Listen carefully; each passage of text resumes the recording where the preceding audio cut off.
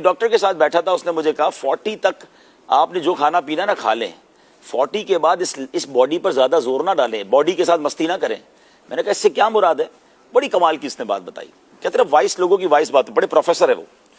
کہتے ہیں 40 تک جو ہے نا, 40 تک آپ جب پہنچتے ہیں, آپ ہر چیز کے محور ہوتے ہیں, اپنی فیملی کا پلر آپ ہوتے ہیں.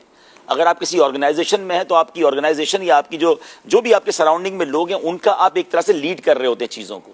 تو یہ وہ ایج ہوتی ہے جس میں اگر آپ گرتے ہیں نا تو آپ کی بہت ساری جس لوگوں کی ہوپ ہوتی ہے نا وہ ڈسٹرب ہو جاتی ہے. 50 55 60 کے بعد تو لوگ آپ کو سنبھالتے ہیں.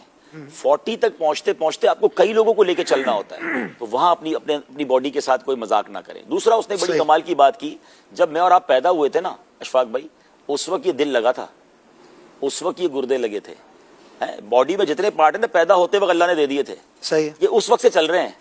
یہ 40-50 سال پرانی مشین ہو گئی ہے جس کی 40 سال عمر ہو گئی ہے. اب اس کو اور کتنا برڈن ڈالنا ہے, یہ ہم نہیں سوچ رہے ہوتے. ہماری گاڑی کے پارٹ 5-10 سال میں خراب ہو جاتے ہیں, چینج کرنی پڑتی ہے. یہ اللہ نے ہمیں کسی کی 40 سال عمر ہو گئی ہے, 50 عمر ہو گئی, اب یہ سوچ رہے 40 سال سے دل دھڑک ہی رہا ہے, گردے کام کر رہے ہیں, مینٹیننس پر ہے, باڈی کی تمام چیزیں کبھی غور ہی نہیں کیا ہم نے. اب اتنی پرانا پارٹ ہے یہ, اب کتنا لوڈ ڈالو گے اس پہ. اب کھانے پینے میں احتیاط کریں, زیادہ باڈی پہ برڈن نہ دیں, زیادہ ٹینس نہ لیں.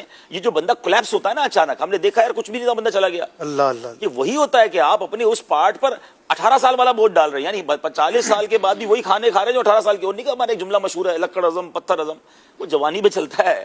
40-45 کے بعد باڈی کے ساتھ مذاق نہ کرے, پھر بیماریاں اٹیک کر رہی ہوتی ہیں. تو یہ وہ تمام چیزیں جو ہمیں سیکھنی چاہیے وائس لوگوں سے, جو آپ کو واقعی سیکھنے کو ملتی ہے اور اچھا لگتا ہے.